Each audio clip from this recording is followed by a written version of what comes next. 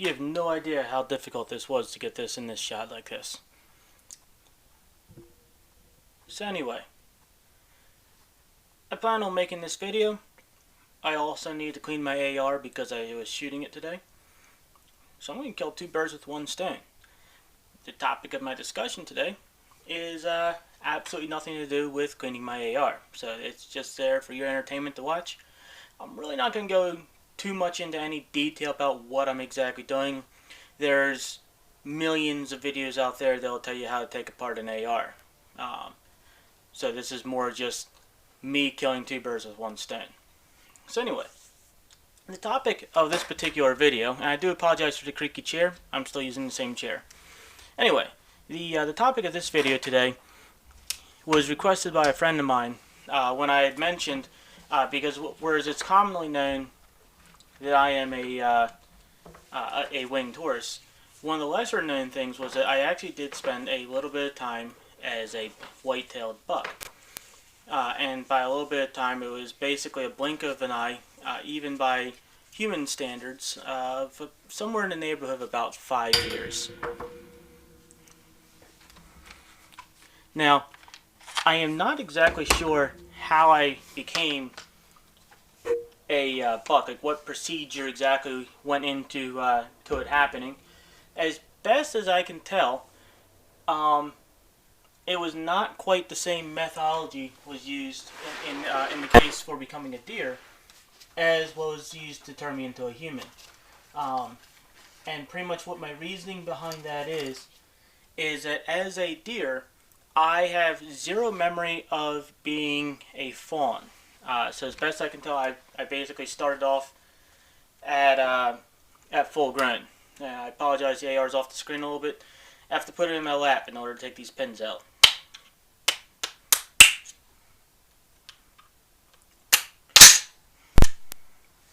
Now,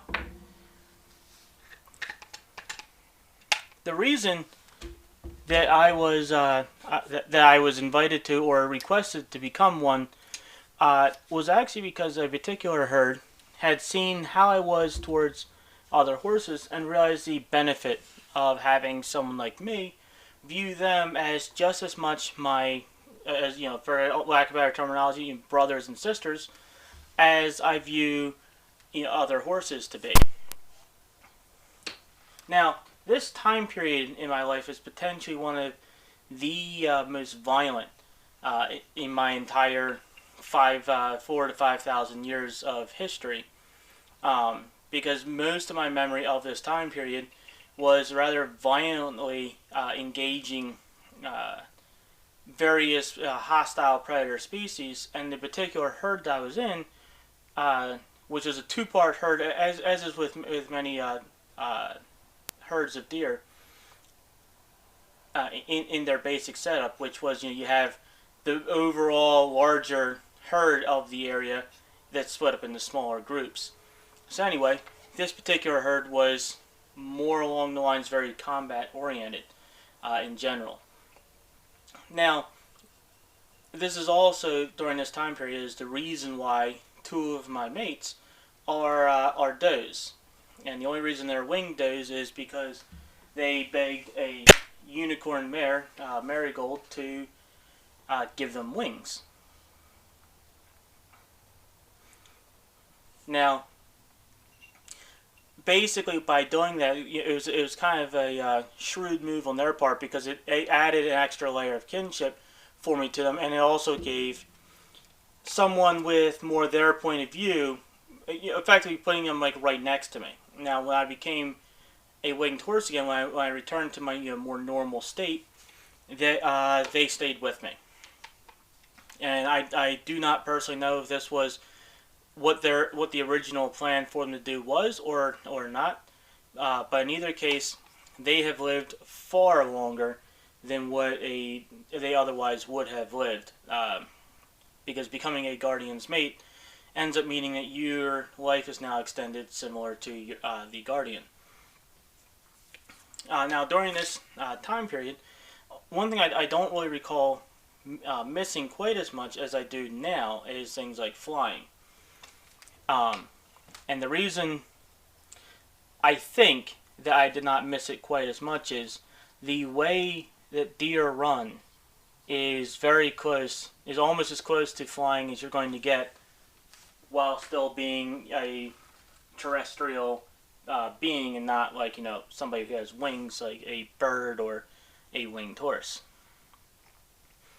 Now, unfortunately, and I'm going to run out of things to say on it long before I finish cleaning this AR, so I may either change the topic or go to a different video. But anyway, I'm losing where I was at on that. Let's clean this a little bit here.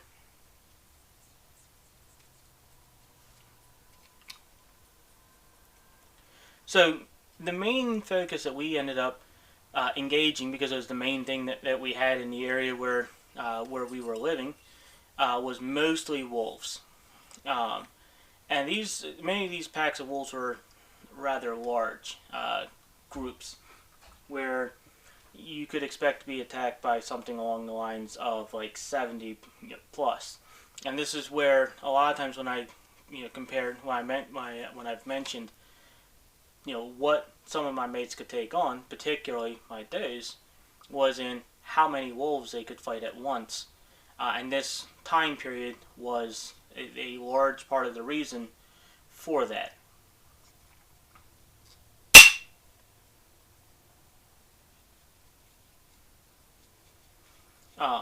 Now,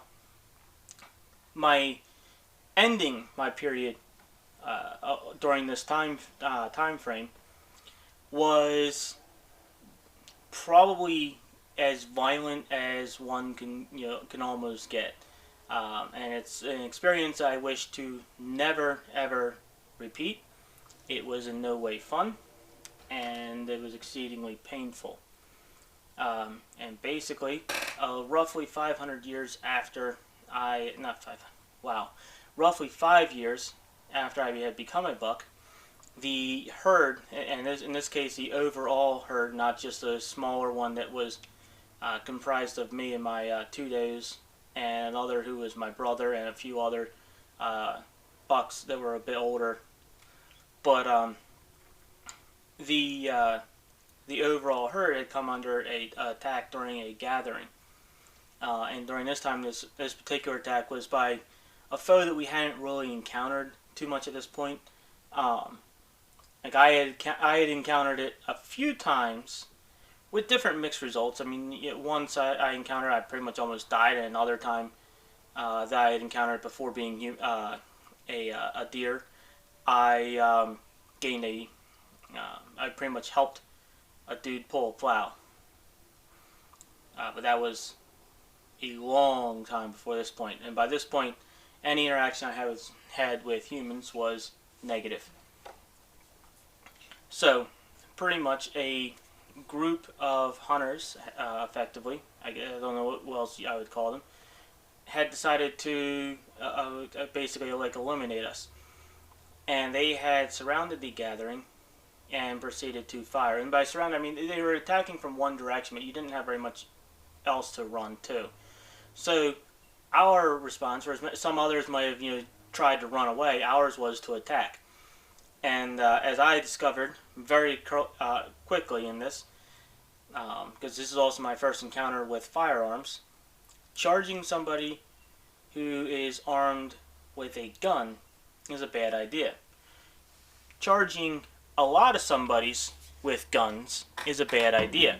And in the case of a lot of somebodies, it becomes exponentially worse back in the days of much slower firing weapons than today.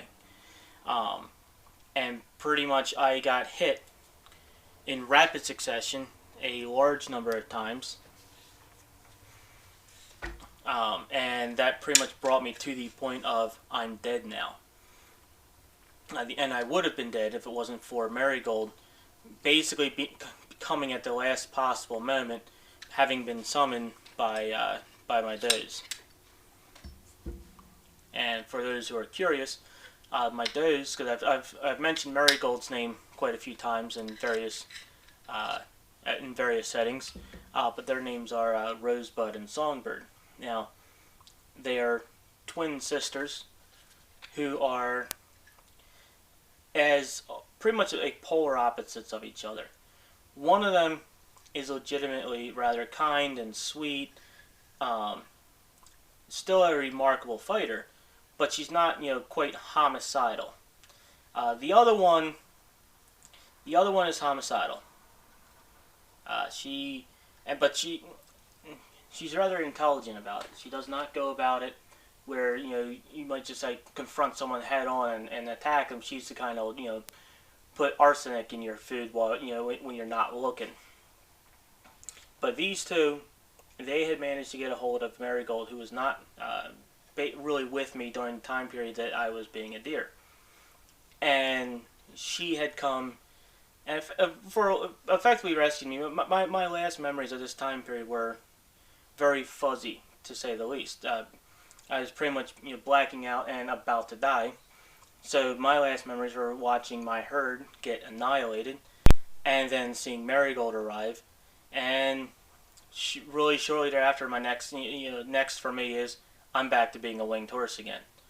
So exactly how I've kind of suspected that in this case, this process was more of a macro change rather than like a simply transferring one's soul from one body to another. The only thing that went was the body that I was in, the being a deer, was beyond repair, and swapping me back, from what I gather, was earlier than what was intended, was pretty much the only way to keep me from outright dying. Now, being a human is a little bit different. One, I've managed to pull off being a human a hell of a lot longer than I managed to pull off being a deer. Probably helps. I also live in an area that's relatively safe. I don't live in the Congo, so there's a lower chance of getting shot. Now I will say that I do believe this time period, particularly the very end of that, helped influence my interest in firearms, or really as far as I was concerned at the time, whatever magical method that these two-legged critters used to make things that they wanted dead become dead. Now I know what that method is, and I have a whole bunch of them. But yeah, that's pretty much all I have to say on that. At some point, I may touch on this again, and it's a shame. At one point, I did have rather clear, vivid memories of this, and these memories were closer to when I was first awakening in this body. However, since then, a lot of my memories from that have actually become kind of dulled from not only even that, but even my time, even being a winged horse, so they become dulled after a while. In large part because I've had to focus on so many other things going on in my life that I can't really focus on that, which is unfortunate because it prevents you from really being able to keep a clear, vivid memories of things. And it's the same way with things, for instance, in this life for me at least. Because I'm not always thinking about my childhood in this body. A lot of my memories of my childhood become very fuzzy, and occasionally some of them come back to me. Like just now, for instance, thinking about in my childhood has brought back some memories of how I used to play and some of the pretends that I did. So I'm sure that thinking about the times of when I was a deer will bring back more memories on that. But that pretty much is going to conclude my talk on being a deer. And if I touch on this again, it's probably because my friend asked me a few questions to clarify things on it, and at which point I'll make a follow-up. So for now, I'm going to go ahead and end the video here. I'm not done cleaning my AR.